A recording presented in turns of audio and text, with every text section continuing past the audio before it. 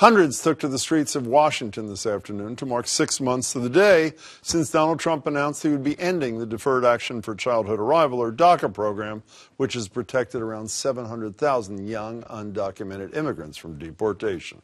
Whether it be immigration or what stance you have, have some sympathy towards children who were brought here. That's all I ask. This is all we know. Today was supposed to be the deadline for Congress to come up with a legislative fix, but big surprise, there's been no real movement there so far, especially since the courts took away much of the urgency when they ruled that the Department of Homeland Security has to keep renewing DACA permits, at least for now. As for those protesters calling for action today, recent history has not given them much to hope for, as it seems Congress's partisan paralysis is only getting worse. Instead of wading into the national conversation on gun control, for example, Senate Majority Leader Mitch McConnell says his chamber will take up banking reform instead. Even the big-ticket GOP items like repealing more of Obamacare and an infrastructure bill have been put on the back burner as White House chaos appears to dominate. And, according to the Washington Post, insiders are describing, quote, an air of anxiety and volatility in the darkest days in at least half a year. Even retired four-star Army General Barry McCaffrey is sounding the alarm, saying, quote, I think the president is starting to wobble in his emotional stability, and this is not going to end well, he said. So, are we in a holding pattern until the midterm elections? Joining me are Jesse Mermell, former communications director for Governor Patrick. Good to see you, Jesse. Former state treasurer and Trump supporter Joe Malone. Joe, it's nice to see you. It's March. Is it all over but the shouting until the midterms? Are we going to see nothing on nothing for the next, whatever it is, 8 months?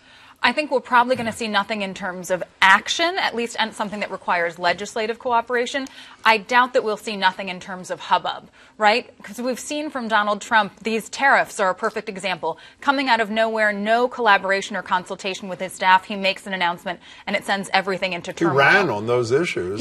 People knew what his position was. He did, but that doesn't mean you just make an announcement without consulting with staff and experts and looping in the various constituencies that need to be looped in. So do I think there will be action that leads to a result? Highly unlikely. Do I think there will be action that leads to distraction and a whole lot of consternation? Yes. Will there be any action on guns? When you were here last time, sure. As I said to you on the air, I think, Joe, this is right after the president met with families and kids. You were not towing I don't mean that in a pejorative way, the traditional Republican line on this. You thought they should act. Do you have any sense that they're going to do anything at all? I don't, because I think there are highly paid political consultants down in Washington who say wedges work to our advantage. And both sides want to create that wedge, and you got the NRA on one side, and you got the hardcore do away with everything in the Second Amendment almost, and so never the twain shall meet. I would argue the problem is not any of those. I would argue the problem is the president. I mean, here he is when he was meeting with a group of legislators. You remember just last week. Here's President Trump on February 28th.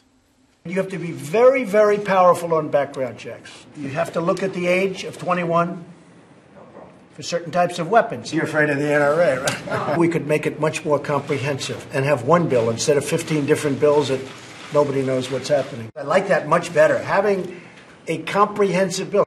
Again, that was February 28th. Here on March 2nd is Sarah Huckabee Sanders. Not necessarily universal background checks, but certainly improving the background check system. Universal means something different to a lot of people. He'd be the president, certainly wants to focus on improve the background check system. And he had met with the NRA in the interim, no great surprise.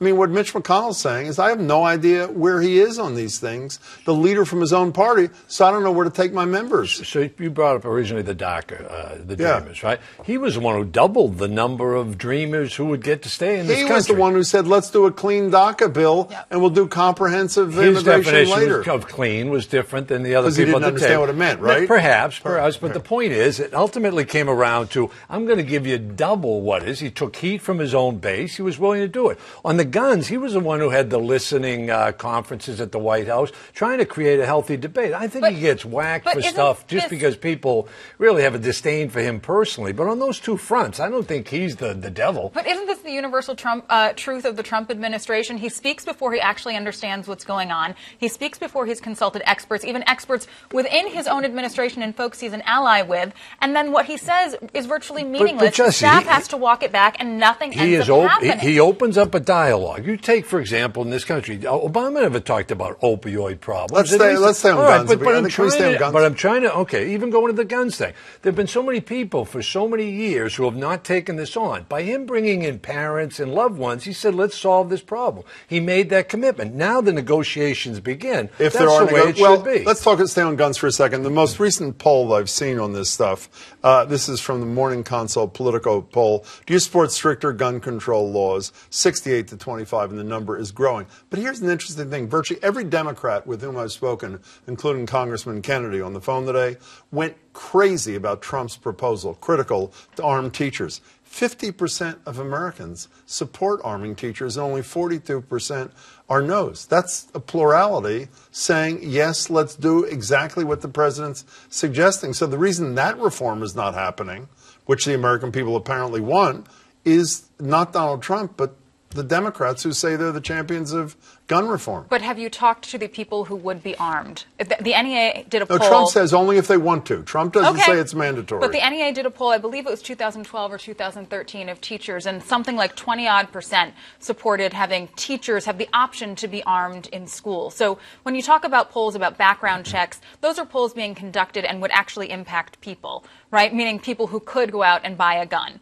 When you're talking about arming teachers, what a person thinks is different from what a teacher thinks. And so if you ask teachers, this isn't something that they want. Does the Republican Party, I know you're not a Republican anymore, but in the midterm elections, do they survive if they do nothing on guns? If they do anything, I mean, something as pathetic as fix NICS, as they call it, to ensure that states send information they're currently required to report into the National Instant Criminal Background Check. If that is it, do they survive come November? The midterm elections aren't going to either rise or fall on the gun issue. Why do you say that? Because, first of all, I think you have Democrats now in primaries where they're going further and further to the left. Some very formerly entrenched Democratic incumbents who are now running in tough primaries. The Democratic Party is going to go further and further left, and that's going to make the economy, and that's going to make national security and immigration. Those are going to be the key issues, but guns will be one of them. You know, I just step back from this for a second. I read you what Barry McCaffrey said.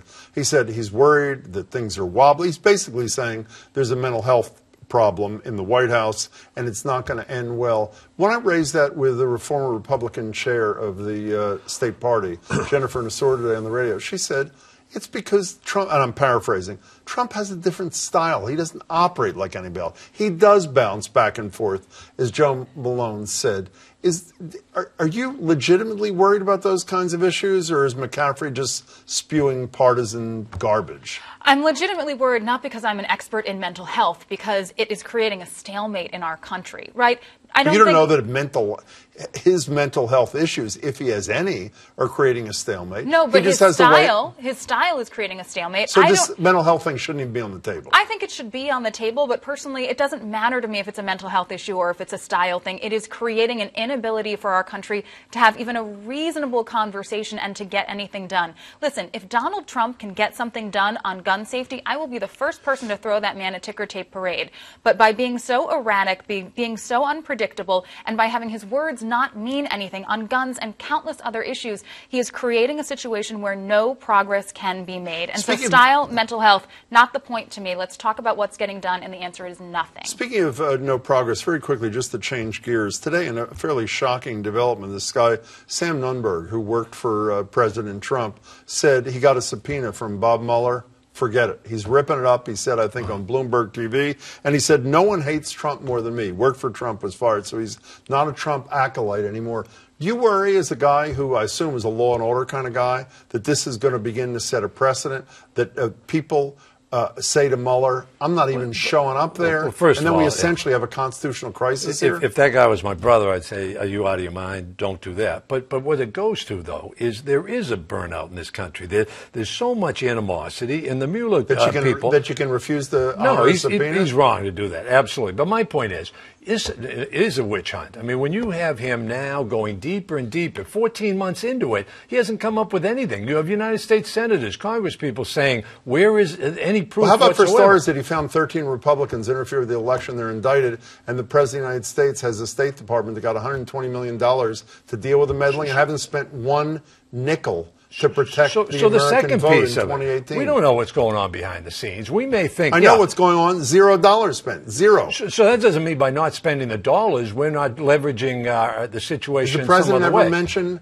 action on Russian meddling once in his 14 months in office? In this geopolitical world where you got North Korea, who is now sending... right? No, the point is, you don't know the game of chess that's going on in the background. Why didn't Obama do anything in the middle of the election? He did. He named Russia as the perpetrator. He said, knock it off. in person. He issued People sanctions. He kicked people in the intelligence agencies out of the United States after the election. This has been going on for nothing. years. This has been going on for years. That's absolutely a fact. So now it becomes everything gets thrown at Trump. Is he perfect? No. But the media is way overboard. Everything, it's shocking news coming out of the White House. 15 seconds for you. Are you worried that Nunberg is going to be a role model for others who choose to say, I'm not going there, and then just essentially roll the dice, see if they're held in contempt, see what Trump does? I hope I'm wrong, but I'm worried. The systems that created this country have gotten us this far, and I think we're in pretty good shape as an experiment in democracy, and this could be a real threat to that track record. Jesse, nice to see you. Thanks, Joe, Joe. pleasure as always. Thank you so much for your time.